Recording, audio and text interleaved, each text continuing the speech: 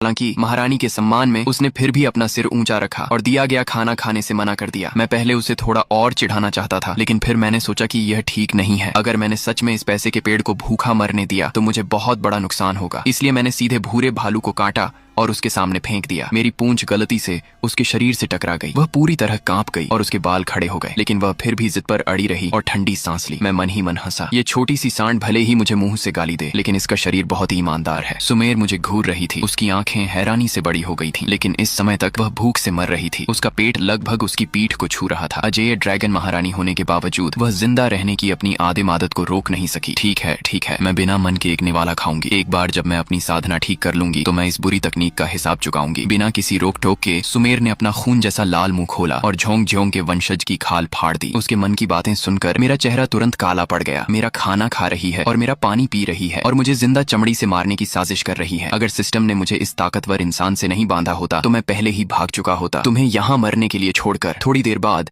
मेरा दिमाग खाली हो गया, जैसे पटाखे फूट रहे हों। नोटिफिकेशन की एक सीरीज बजने लगी। बधाई हो होस्ट, आपको 100 गुना रिटर्न रिवॉर्ड मिला है। जोशीला एहसास। बधाई हो होस्ट, आपको 100 गुना रिटर्न रिवॉर्ड मिला है। सूंघने की बेहतरीन क्षमता। बधाई हो होस्ट, आपको 100 गुना रिटर्न रिवॉर्ड मिला है। गला घोंटने की शक्ति। मैंने जल्दी से सिस्टम पैनल चेक किया। हे भगवान, ऊपर लिस्ट में पहले से ही 10 से ज्यादा प्रैक्टिकल सुपरनैचुरल एबिलिटीज हैं। जैसा कि एक कल्टीवेशन मास्टर से उम्मीद की जाती है, सिर्फ एक भूरे भालू को खाने से मुझे जो फायदे हुए वे डरावने हैं। बिना कुछ कहे मैंने तुरंत मड ड्यू की एक बाल्टी खाई और उसे फिर से सुमेर को फेंक दिया। इस समय वह अपने पेट में खाना पचाने में लगी हुई थी।